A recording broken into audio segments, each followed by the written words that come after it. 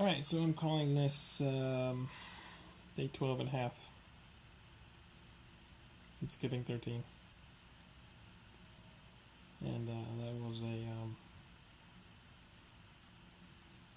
let's just say that was a very long day. Alright, so this is the original right-hand rear fender lower repair. Just some tiny little pinholes, a couple little dents, just some thin spots. So, and the back side was a bit rusty too. I had a bit of brazing back there from previous repair. So I am going to cut that section out, rebuild the inside of the inner fender and the lip for the floor, the boot floor.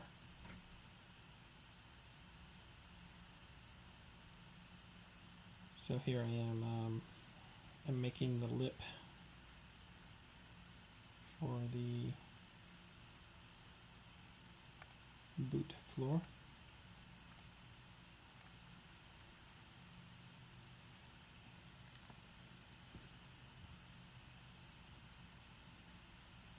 So I'm going to make the lip separately and then tack weld it to that patch panel for the bottom. And then once that's kind of formed, then I'm going to cut that out and then do the inside and then outer side, bottom, because there's 4 layers there. You have the outer fender, you have the inner fender, you have the lip for the boot floor, and then you have that folded seam that goes over all 3 layers.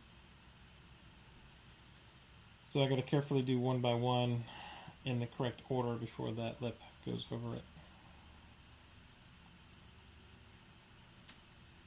And of course I'm trying to butt weld everything as I go. So I get it pretty close for the outside fender, tack it, mark it, and then I cut most of it out and then go back in, cut the inside and lips off of the floor, and then go back and repair all those individually, and then go back to do that outside panel.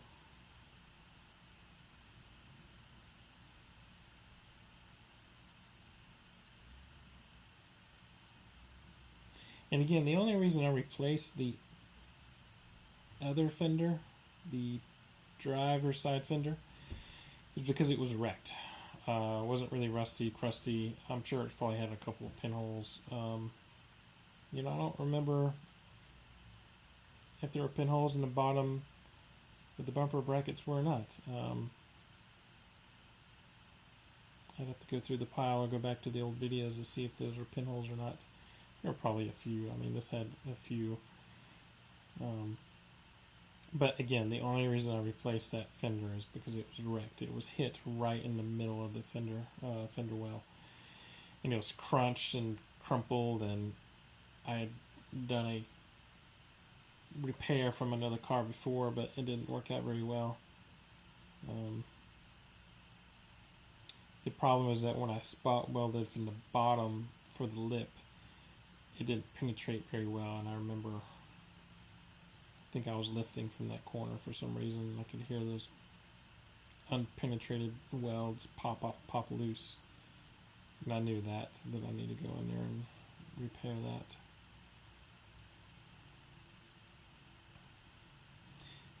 So right here I'm going in and I'm rebuilding that lip for the boot floor that then spot welds or welds to the inner fender.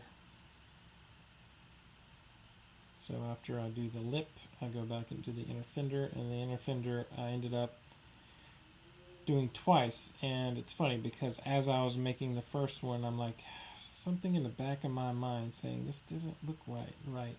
It fit perfectly, it was perfect, and then I'm like, I'm going to continue anyway because I'm on a roll and I think I know what I'm doing, and then I'm about to tack weld it, and I'm about to put the other panel on, and I test fit everything, and I'm like, I'm missing the lip. I was missing the 1/2 inch lip it attaches to the lip, the 3-layer lip for that sandwich piece to go over. So yeah, so I ended up redrawing that. Yeah, so here's the piece for the inner fender. Luckily that offcut metal was nearly the perfect size, so I cut it to fit, and then realized it was wrong.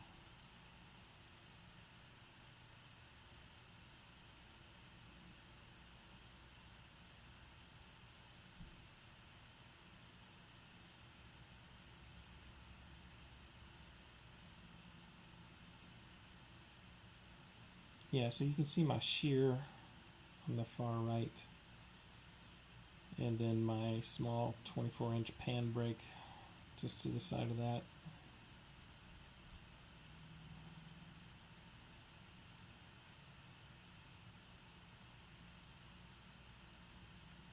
So I do have a new rear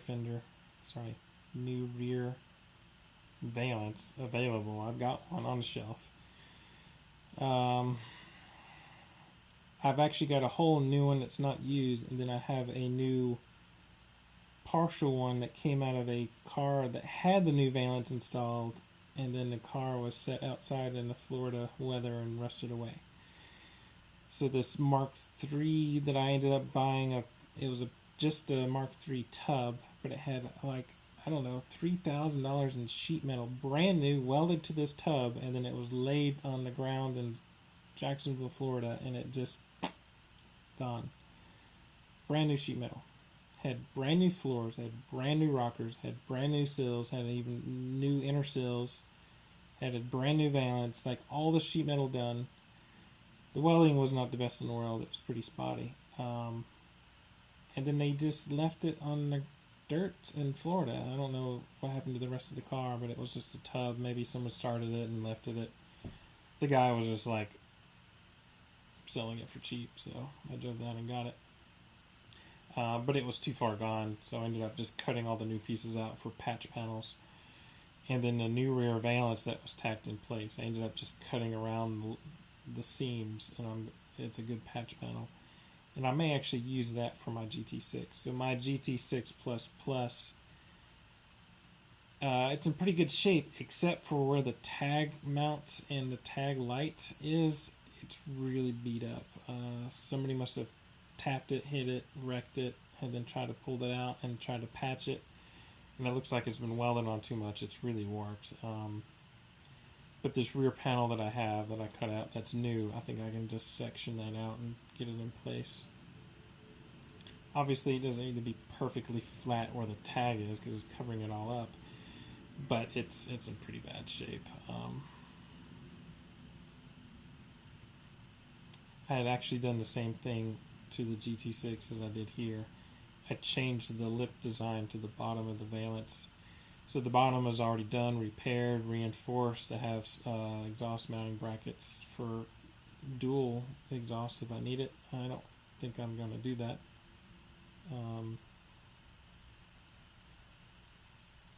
And both fenders on that car are in pretty good shape. They weren't rusty. One was a couple of dents that got pulled out.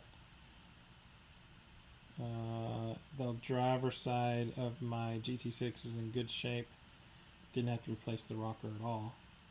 Did the floors, but not the rockers. Now on the right side of the GT6, did everything: sills, rockers, floors. Ended up doing that 3 times actually. That was my young college days after this car in '99.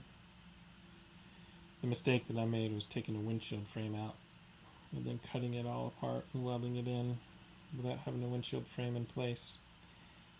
Yeah, that's not a very good idea. Alright, so pretty much got all the pieces mocked up. I got the inner fender welded.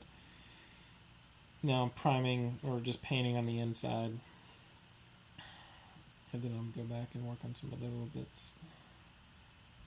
I need to weld up my bumper holes. I'm not planning to run any bumpers. Obviously the new fender has no pre-drilled holes.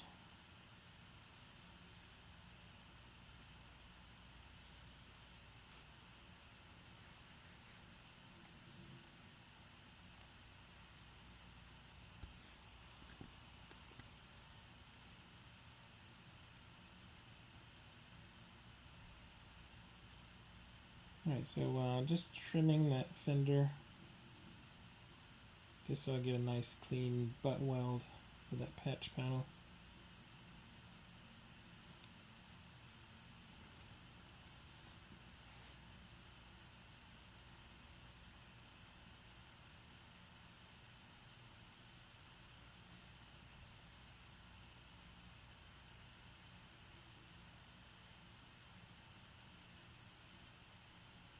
Taking some pictures. Alright, now I'm ready to weld it.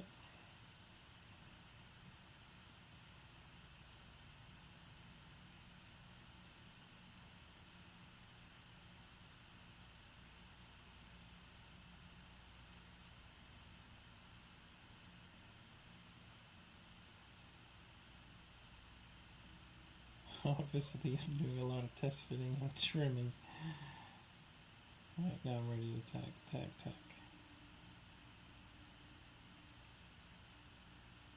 Tack it and walk it down.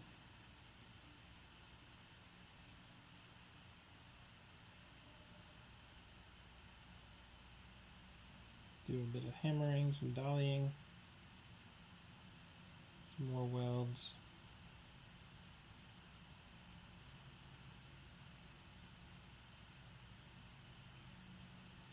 And then I think I go in and fill those bumper holes too in a minute.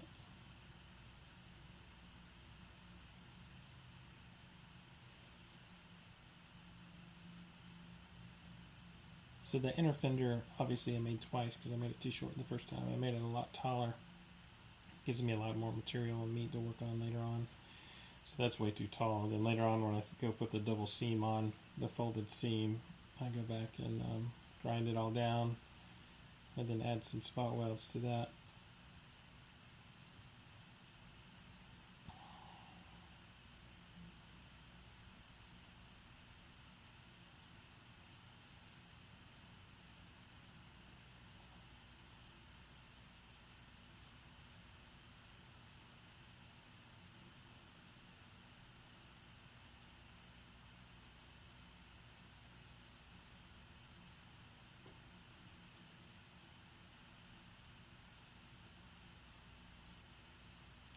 Grinding. So earlier I was recording this before while I was watching SpaceX Dragon crew launching, and it's pretty exciting to see that. And I thought I was recording it, but apparently my phone had a notification or alarm and it stopped recording. So all of that was recorded. I had the launch recorded as I was narrating. So apparently I didn't get it. My phone decided to stop recording.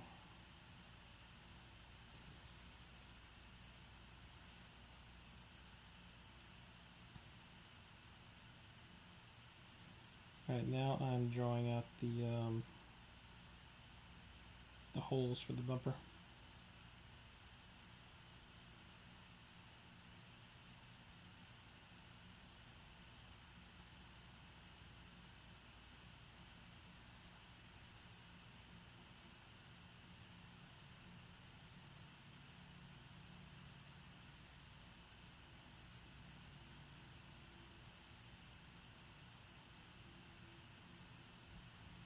So I ended up working 2 days on this, non-stop basically.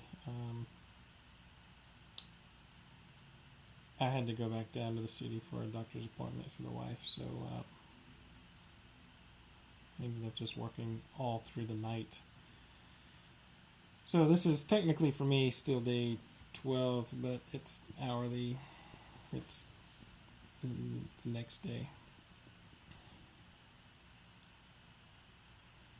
And then after this day, ended up just cleaning up after the car's flipped over, and you'll see that in the end. Once the car's flipped over, I'll just take a bunch of pictures, clean up, and just kind of have a nice little look of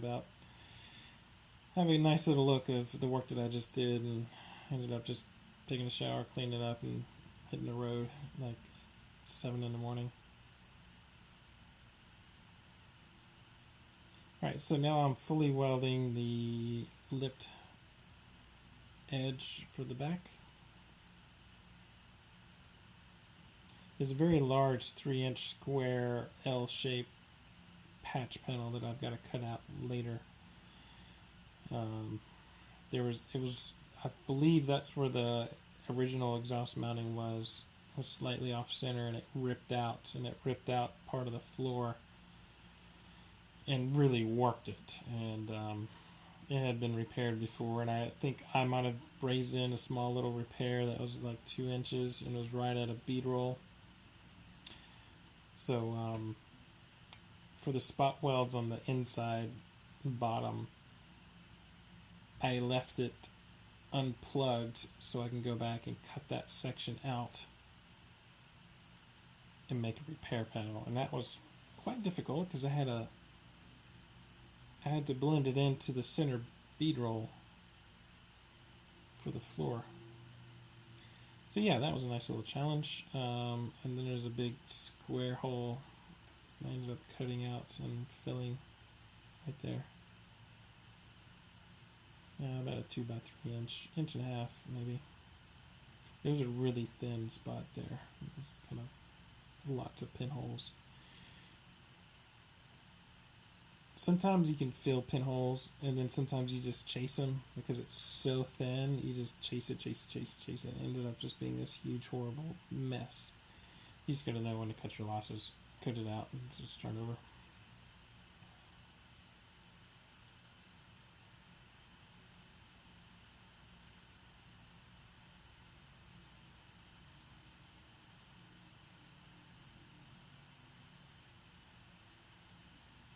Yeah, and the weather's getting pretty hot too. Got the fan on. Sometimes I have to turn it off when I'm welding because the fan will blow off the shielding gas when I'm welding. So I got to be careful with that. Actually, it gets so hot that I was grinding the other day. I forgot which part. It might have been the previous video that my grinder stopped working. Here I am cutting that small little square patch.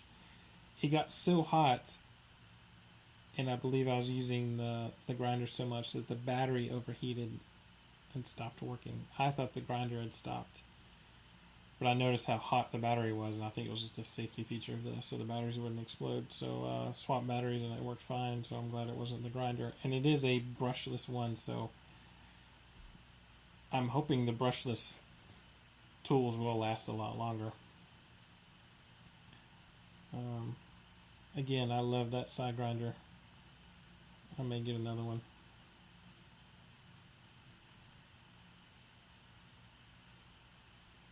Alright, so I put another stud in that small square piece I'm working on right now. So it gives me a something to hold on to while I can butt weld it. Now, when I get to the... I don't know if I removed the camera. When I get to the L-shaped piece in the middle, I ended up burning the crap out of my finger. But you can't really see the area that I'm working on from this angle. I don't remember if I moved the camera or not. Let's just see. I shot this days ago. I shot this on Tuesday. Now today is Saturday.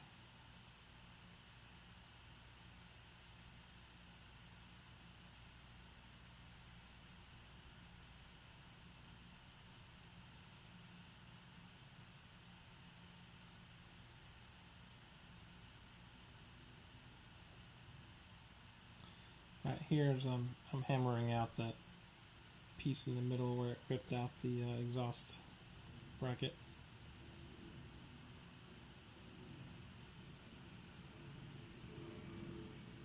I should go look at my other parts cars outside. I got a Mark 1, I got a Mark 2, no, that one's gone. The rear clip's gone. I got like 3 Mark 3 bodies. I'm really curious to see how that exhaust bracket was mounted on the body. Anyway, but I ended up using a TR6 really thick piece from a seat rail. Gives me a really good bracket for my exhaust hanger.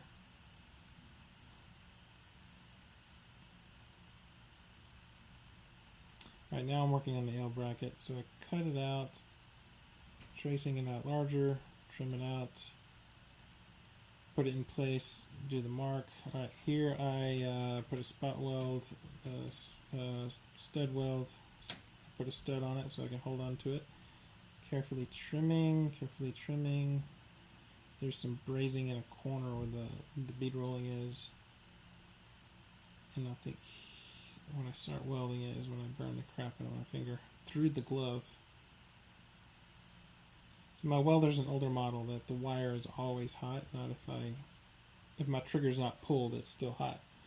So sometimes when I have excess wire, I touch it on something and it burns off, and I just knock it off with my finger. Well, in this instance, the wire was so long that it hit the stud and the sheet metal on the body at the same time and welded a string, like a guitar string.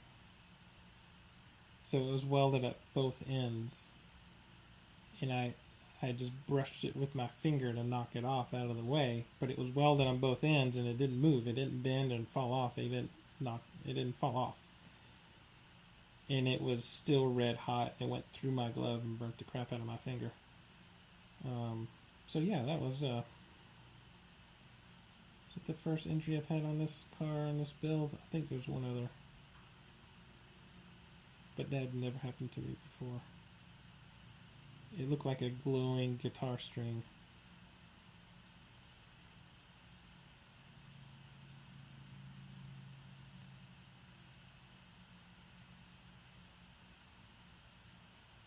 Okay, so here I'm still mocking up that piece. I guess I never moved the camera. I just kind of left it there. You have to use it.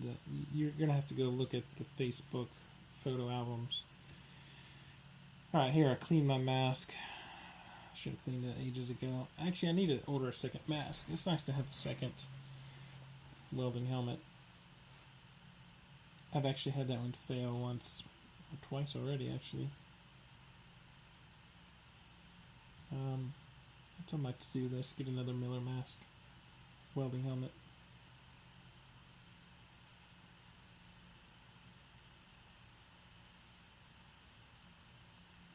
Here I am chasing some thin spots carefully.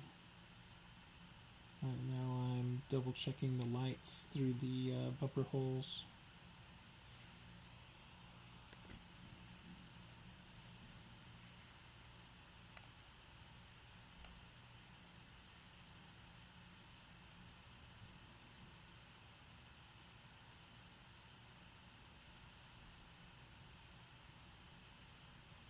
Here I turn the work lights off, so the stick light is on the inside, so if there are some holes, I can see through it. Then I turn the lights back on. Right here, I'm welding the center section, a little patch, and then where is it?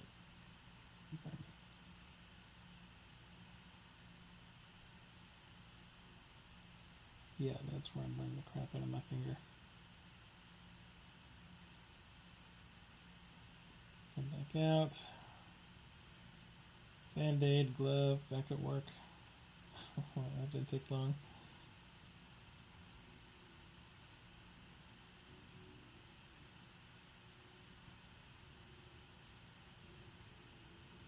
So I did have an instance ages ago where I was jacking up the car front and rear to jack it up to work on it for some reason.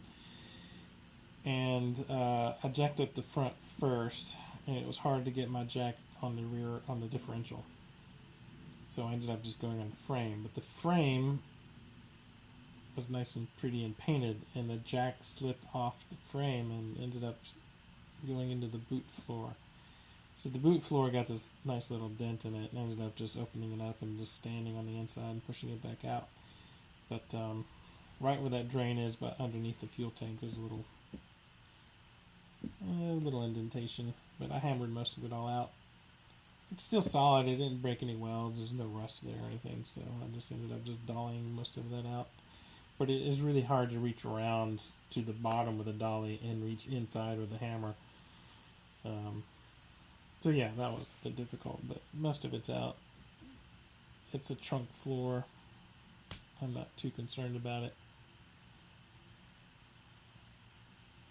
Unless I pointed it out, you would notice it. Again, I'm going to hammer most of it out more, even though it's in pretty good shape now. Right, that little panel, I noticed a little dent, so we're going to pull that. So here's the new rear valance, just to prove that I have one. So I've got one there.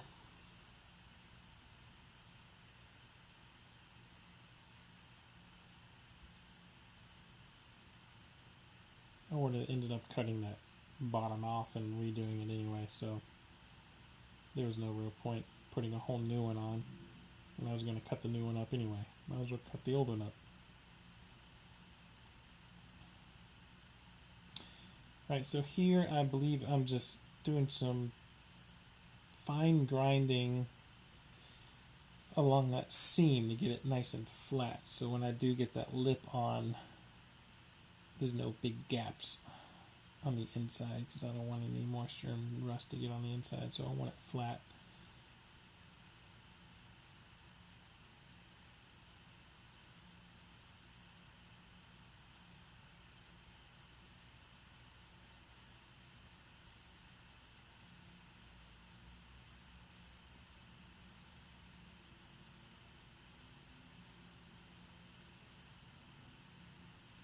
Alright, so here's a little spot weld that I needed to drill and add for the inner and outer lip. Rear fender, bottom fender. Clean that up. Now I can weld the sandwich lip piece using the vice grips to crimp it, and then welding through the top where I cut through.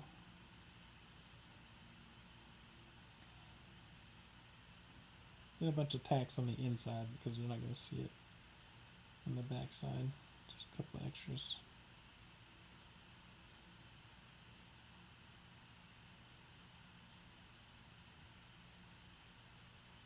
And then the same thing on the other side.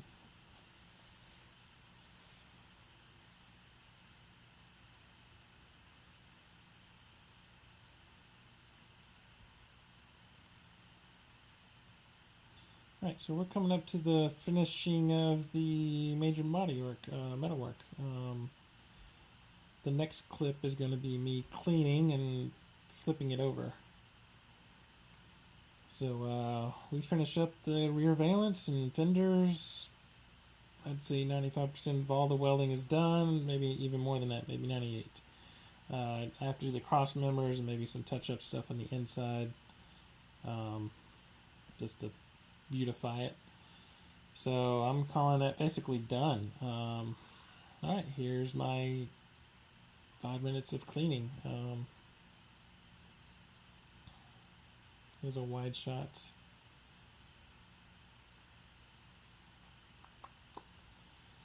Just getting things out of the way. Oh my god, there's so much scrap metal and sheet metal and grinding dust everywhere. Old floors, old fenders, old pieces for reference. Just lots of things. I spend my time working, not cleaning. I clean when I need to.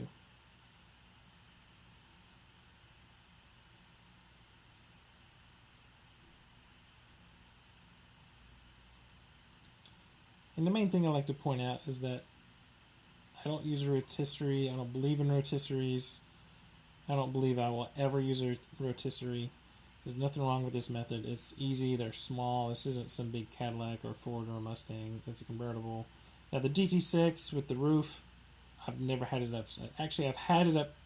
I've had my GT6 upside down, but I never had it on its roof. I had it hanging from the hoist, so the roof was never touching. So And the rotisserie would have been nice, but then again, I don't like that force. Now I'm just moving and dragging the body around upside down, and you'll see in the later pictures, or if you look on Facebook, there are very little scratches on the rear deck and the dashboard. There's a couple little scratches. I mean, there's nothing. It's no dents, no major. I mean, it doesn't weigh that much. I mean, I could pick up the whole body shell basically by myself. Alright, so the car's flipped over, didn't dent anything, no scratches. Here I am getting it back on the chassis. And then I just kind of like stare at it for a while, and I start playing around with the cross members. Move the camera around so you can see what it looks like. Get some hoovering done, hoovering the inside. I cut the brackets off for that radio mount and install the radio mount. Test fit it. Here I am, pretty much burnt out, tired, basically done. I could have welded those cross members in and be done, but I was just physically tired, and I was going to hit the road in a few minutes anyway, so I'm just kind of brainstorming, taking some selfies, pictures. The hair is pretty bad. Yeah.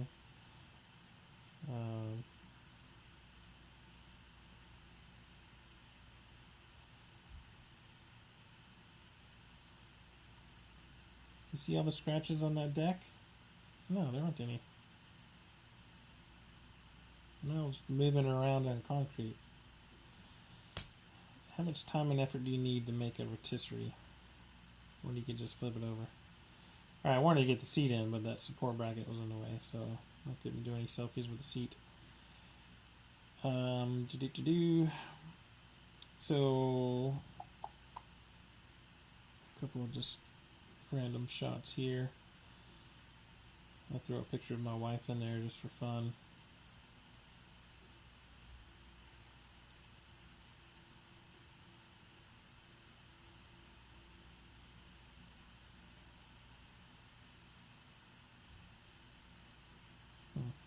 I didn't realize that light was bouncing off of the middle.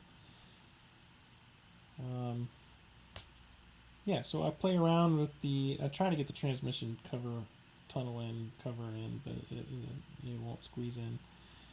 I cut that small support bracket on, put the radio bracket on, play around with the glove box, a couple little brackets for the cross members, and I tweaked the cross members a bit to get them to sit so the bolt holes line up. Right now they're too long because the floor pans they taper. They're tapered. They're tapered in, out, whichever you want to call it. As you go forward, they taper out. So the cross members are square, so I got to cut that corner off to get it to sit flat, and then the holes will line up for the frame. So I'll do that here in a second, and then I add another little piece right there that goes. I'm going to weld on top of the cross member to the sill instead of just the sides, and then there's about a 1/2 inch by 2 inch L angle iron that goes on the floors right above that front floor bracket that I had to weld in. So I just bent those up, threw them in there. I gotta tack those in.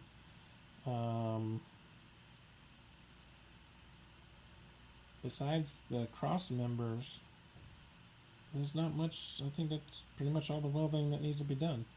Some more grinding, of course. And we're going to call that done. Thanks, guys.